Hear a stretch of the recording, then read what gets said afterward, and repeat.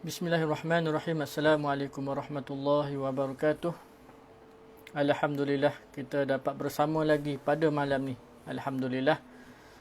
Selamat sejahtera saya ucapkan kepada semua pendengar, semua yang tonton saya punya live malam ni ataupun tengok dalam recorded live. InsyaAllah selamat sejahtera.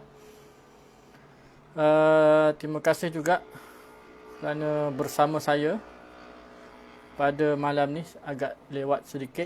Ini saya buat sekali lagi live. Tadi live tengok gambar tu ada stuck, so saya restart balik.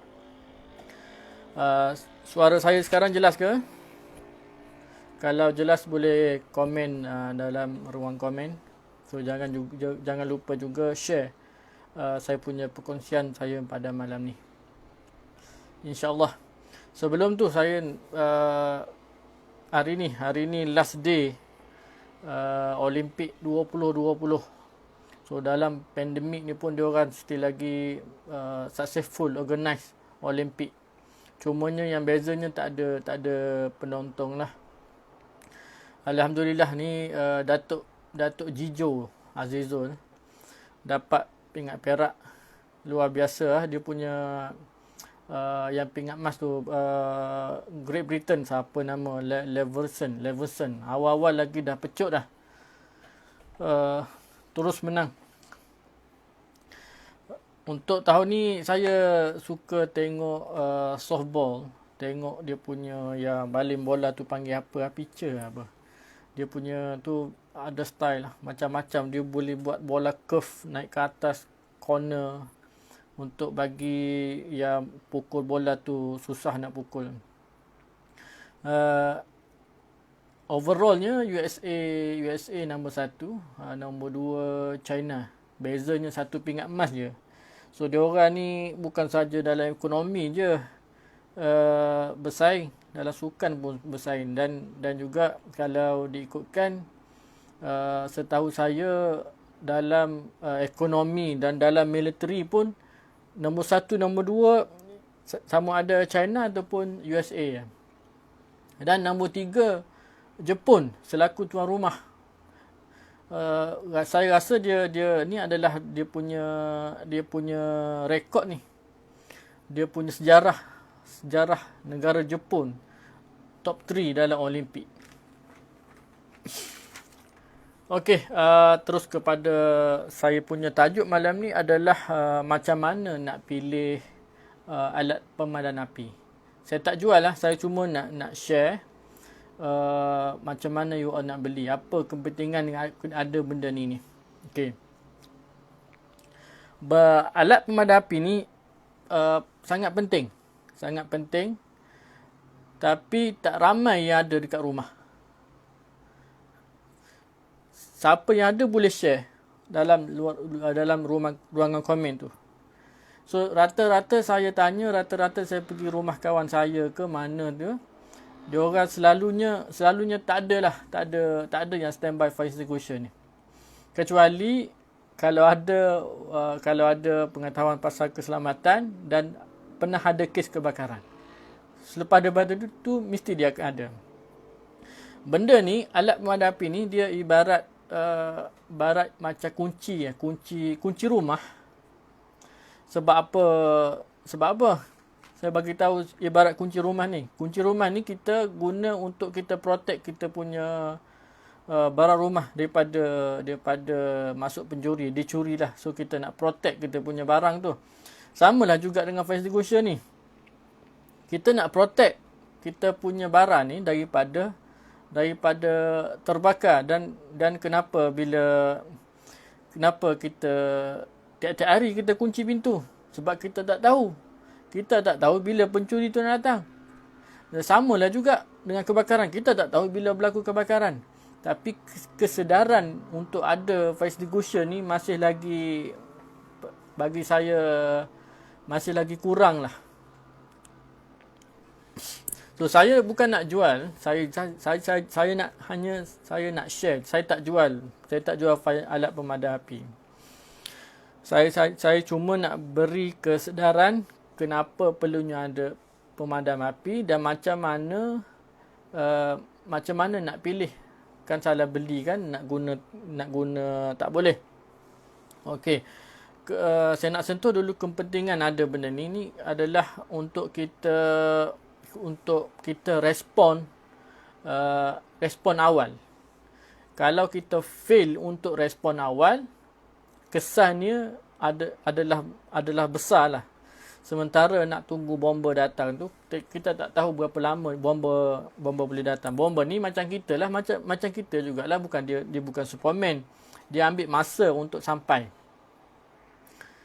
Boleh faham? Kalau faham boleh share dalam ruangan komen tu. Okey. Kita tengok kelas api. Kita nak beli fan extinguisher, kita kena tahu dulu kelas-kelas api. Sebab penting kita tahu, sebab nanti kalau kita salah beli, bila kita nak guna nanti, dia kepunya efisien dia tu tak jadilah, tak berkesan lah bila tu. Dan bila dah ada api depan mata, dah terlambat dah. Kita dah salah beli. Benda tu juga ada, tapi padam-padam, jadi tak berkesan lah. Okey, kelas yang pertamanya adalah kelas A, iaitu api dan pepejal. Api jenis pepejal. Seperti kayu, kertas, kain. Selalu benda ni ada dalam rumah kita lah. Benda normal ada dalam rumah kita. Jenis alat pemadam api yang berkesan ke atas api kelas A ni adalah air dan debu kering, jenis powder. Kan ada fire extinguisher tu normal, yang biasanya lah, yang ada debu, keluar debu tu. Kelas B adalah api jenis cecair, seperti minyak, cat ataupun plastik. So jenis fire extinguisher yang berkesan ke atas api ni adalah buih, debu, powder saya sebut tadi, dan CO2, gas karbon dioksida. Kelas C, seterusnya kelas C iaitu api gas. Api gas butane, propane, yang api daripada kita punya tong gas masak tu. Ni api adalah api jenis gas. So yang sesuainya adalah jenis powder dan CO2. Kelas D adalah api logam. Api daripada besi. Besi tu terbakar dan keluar api. So benda ni adalah untuk guna alat pemadam api yang sesuai adalah guna debu kering.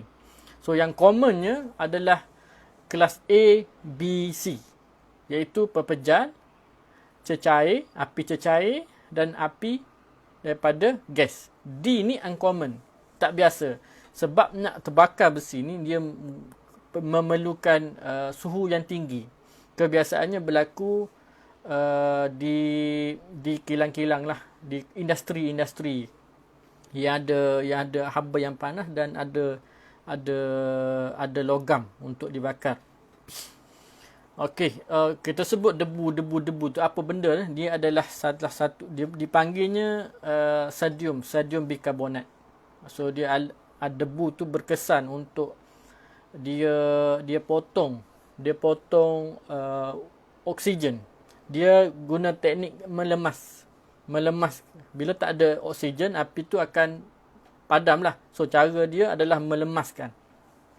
Sebab tu cara kita sembur powder tu ada cara dia. Bukan kita setakat sembur macam tu je. Kita nak kena melemaskan. Tapi yang tu saya tak nak sentuh lah. Itu yang biasa. Yang biasa ada dalam pasarannya adalah jenis A, B, C punya fire extinguisher dan CO2, jenis gas. Dulu ada color, ada biru, ada hitam. Sekarang ni semua merah. Cuma dia ada stiker je. Saya bagi. Yang ni yang saya punya. Yang ni yang saya punya simpan dekat rumah, yang 2 kg punya. Dia ada A, B, C. Ditambah satu lagi yang elektrik punya. Okey, yang ni 2 kg. Yang ni jenis powder lah, yang ABC ni. Satu lagi CO2. Cuma CO2 ni dia tidak semua tempat dia berkesan. kalau tempat tu terbuka, dia tak sempat karbon dioksida tu tak sempat nak potong oksigen tu sebab udara tu banyak. Dia boleh kalau dekat rumah tempat-tempat sempit dalam bilik, dia sesuai. Dan dia lagi bersih sebab dia gas. Gas sembuh habis. Sembuh kalau debu lepas daripada tu kita kena sapu. Dan CO2 ni dia tidak merosakkan peralatan elektrik. Okey. Kalau ikut pendapat saya ada 2 kg yang jenis 2 kg ada 2 biji dekat rumah dah cukup dah. Tengok atas besar rumah lah. Kalau rumah 2 tingkat, letak satu atas, letak satu bawah lah. 2 kg. Kalau yang dekat kita biasa tengok dekat sekolah, dekat office kan yang 9 kg. 9 kg saya tak berapa advise untuk pakai dekat rumah. Sebab terlalu berat. Susah nak pakai nanti. Ni 2 kg boleh lah. Ya, isteri pun boleh pakai. Anak-anak yang dah besar sikit, dia larat lagi angkat. Kalau 9 kg tu, dah lah gantung cabut tempat nanti. So, 2 kg pendapat saya dah cukup dah. So, kalau nak beli, kalau boleh, belilah, cari supplier yang dia ada provide after sale service. Penting. Kalau nak beli dekat Shopee apa semua, kadang-kadang dia dropship je. Dia bukan company yang dia provide after sale ni. So sebab apa? Sebab ada setengah company ni dia bagi reminder dekat kita bila fire extinguisher kita kena perlu servis. Sebab kita pun tak sempat nak monitor, kita pun tak tahu bila nak kena servis. So company ni ambil inisiatif, akan call kita, fire extinguisher you dah kena servis, dia nak kena tukar powder ke ataupun CO2 tu. So cari company yang macam tu. Dan kalau boleh carilah company yang dia boleh datang ambil dan dia boleh hantar balik. So cost servisnya dalam 60 ke 70. Dan kalau ada lagi company yang bagus, bila dia angkat pergi servis, dia bagi pinjam dia punya kan. Kita tak tahu bila kebakaran berlaku. Dan ada company yang provide macam tu. So benda ni kena servis setiap tahun lah, setiap tahun. So bila dah ada dekat mana kita nak simpan benda ni. Seelok-eloknya simpanlah tempat yang kita mudah nak lihat. Jangan letak dalam almari ke ataupun tersorok susah nak ambil nanti.